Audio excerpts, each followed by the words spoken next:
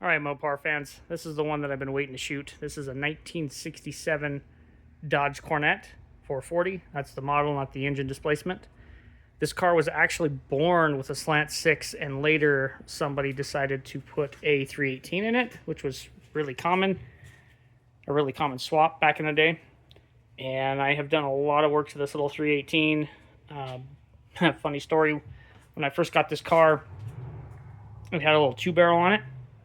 And I drove it around town the first day I had it, and it ran great. And this was in the middle of April in the northern country, and I had the top down, the whole 9 yards. I was just super excited to have this car. And when the sun set and it got a little colder, I just had the heat on, and I still drove around town with the top down. But anyway, yeah, it's got a 318 in it now. There's a super light Summit cam in it. It's not, doesn't have any lope to it really or anything like that. I'm really hoping to eventually take that cam out and put something with a little more of a lope to it, kind of like my Duster has, maybe not quite as aggressive. Been kind of looking at the Summit cam that's almost like a 340 spec that's got a fairly decent lope to it, but I haven't quite got that far, so we'll just work on what we've got. But yeah, it's not bad. So the slant 6 radiator that was in here I had to replace because only half of the fan blades, because of the 318 swap, were covering it, so it wasn't getting full cooling from the fan and getting everything pulled in like it should. This radiator is not a Coronet. It actually came out of a 76 Cordoba, and it bolted up really well. There was a lot of points that it bolted to that I didn't have to reinvent the wheel, so to speak, but it is a single core, so she does get a little warm. I did switch it out to 160-degree thermostat because I don't drive this in the winter, and that has made quite a bit of a difference. So, yeah, it's actually a really nice car. All right, so we'll move on. I'm going to go ahead and close this. I just wanted to show you the engine first because it's a lot easier to do this when I'm only one-handed, but it's really in beautiful shape. I've had the car for about 10 years now, and 5 of those years it's spent in the air in my shop where we're at now filming this, unfortunately. So what happened is I of course put a cam in it, and I did a couple of different things to it. I kind of rebuilt the top half of it a little bit. Swapped the carburetor out. The carburetor had been super freaking bubbed, and it probably had been rebuilt a dozen times or if not more. And I put a 2-barrel to 4-barrel conversion on it, so there's a plate in between there so I can run a 4-barrel 650 Eddy, and it works pretty well. It actually woke the car up pretty well, but I need to get a 4-barrel manifold on there and really, do this justice. And like I say, when I do that, I'll do the cam. But these wheels and tires, specifically the wheels, I got these wheels a while back. A buddy of mine found them. These are the Rally wheels. I love old Mopar wheels, especially the Rallies and the Magnums. Those are my favorite. So these are original. These are 14-inch. These actually go to my Duster, so when I finally get tires on the Duster, I'll swap them back, and these will go right back on the Dusters, and this will have the Magnum. But it really looks good with Rally wheels on here. Mastercraft Avenger GTs, kind of my favorite go-to muscle car looking tire.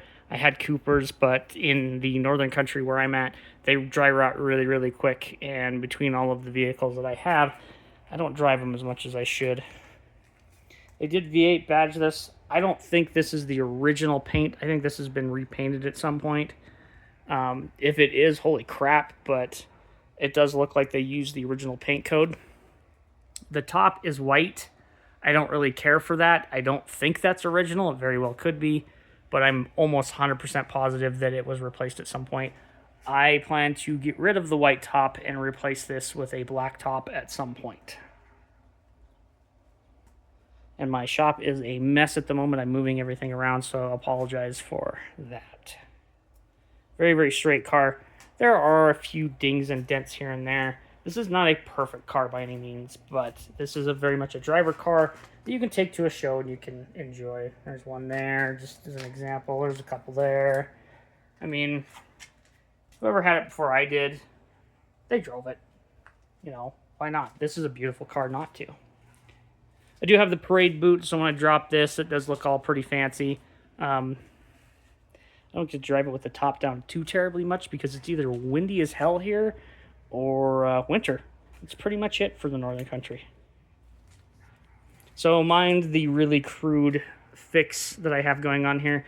This window is plastic, and what happens with plastic windows when they're exposed to heat for a long time? They shrink, and it blew the zipper out. So I don't plan to keep this top. It's just on there for now. If I get really, really, really ambitious, I'll take it to a seamstress and have them sew something, so the window in place versus being zippered. I want a glass top. I've got people telling me you'll hate it because you'll crush the glass. Well, they make a zipper so I can just take it out. And then, like I say, with the imperfections, there's some everywhere. There's the paint chips here. There's, I don't know how well that's picking up on camera. There's a little gouge there. It's not bad. It just, I need to get some touch-up paint and get it done. It's dualed out. It's got dual exhaust. It's pretty neat.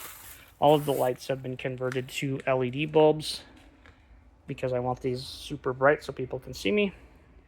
Like I say, I got a bunch of shit on the side of the car here, on this wall here in my shop. I'm reorganizing the shop. I just got into it, so that's why the doors popped a little bit. A mirror there, pretty cool. I'll go over to the passenger side too here in a minute. It's a little dirty because I've been in and out of it. Like I say, everything's LED'd. All of the interior lights work, even the little stupid brake light works, even though I got to adjust it because it's on all the friggin' time. As far as the dash lights are LED as well. In fact, I can do that. Got this, I think they call it ice blue bulbs in there. Kind of neat. I have a little GPS speedometer because my speedometer is off. The gear that is in the transmission is way off by about 10 miles per hour on the high side. So if you're driving 10, you're actually driving 20. And the higher you go, the worse it is. So this is just to try to keep me a little legit. And then I've got a little powered switch down here. And then on and off. I can turn it on and off so I'm not running it all the time. To keep me somewhat legal, or at least as close as I can get. I'm going to have to fix that. I just need to get a different roll pin in here, a little oversized one, so it quits popping out. And the fuzzy dice, because you got to have the fuzzy dice.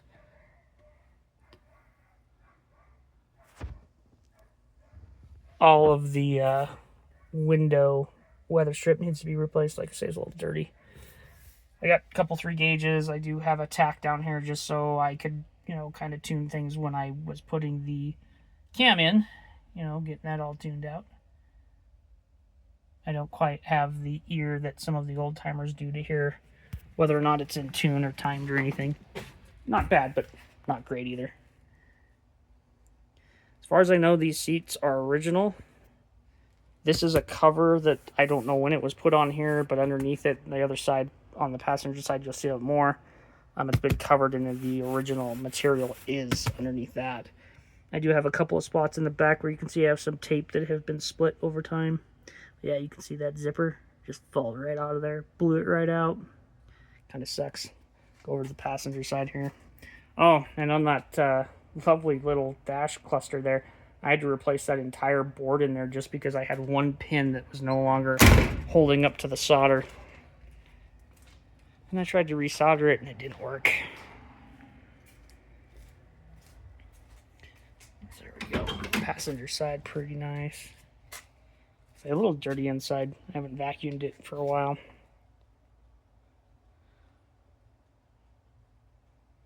So yeah, this car sat in the air for a while. I kind of lost my motivation to finish fixing it. A buddy of mine who moved to Alaska a couple of years, well, several years at this point now, he and I were working on it, and it was kind of our little project. I'd have him over, and we'd drink a couple of beers and do a couple of different things, and it was just nice to have a wrenching buddy.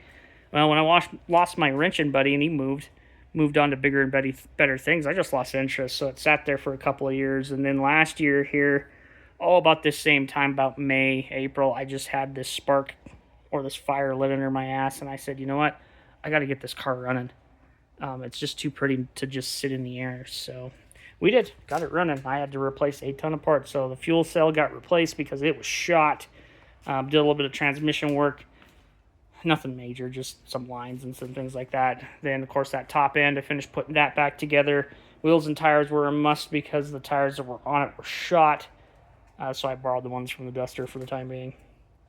But it's fun to drive. Like I say, it's got a few things I need to do. It's got glass packs in it, which I understand is kind of the thing for the time frame, but it's not really my thing, so I really want to put turbo mufflers in its place. So it's on my to-do list. I haven't started this car for a while, so it may hesitate a little bit. And it's going to run high at first because it is cold-blooded.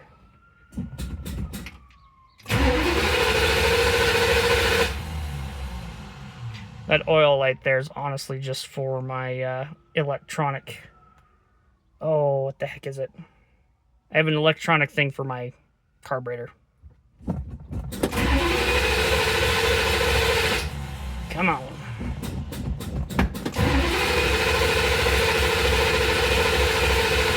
Like I said, cold-blooded. There we go. I say that.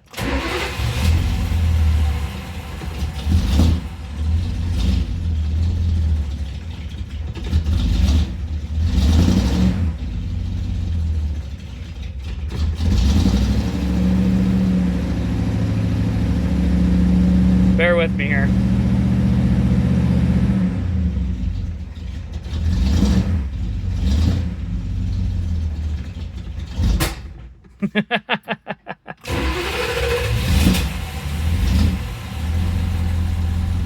Okay, I think she'll stay running now, but she does not like to run low on the RPM, as you can see. Alright.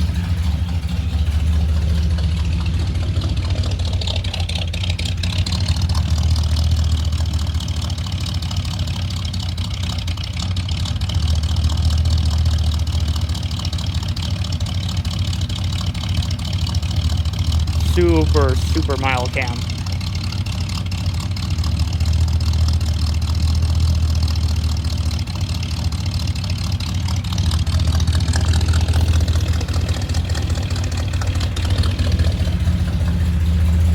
I'll let it run for a little bit. I'll show you the lights in the meantime.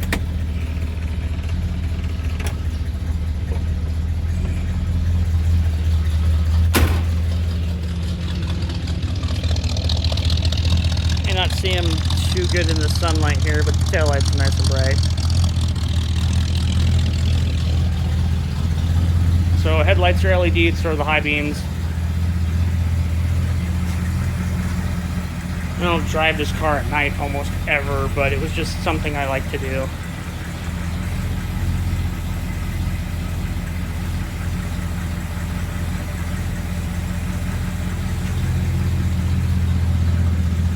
Seems like both of these 318s, so the one that's in the Duster is a little more hopped up, but this 318 is just cold-blooded and picky as hell. But once she starts and runs, she's good. She takes a minute to get her there.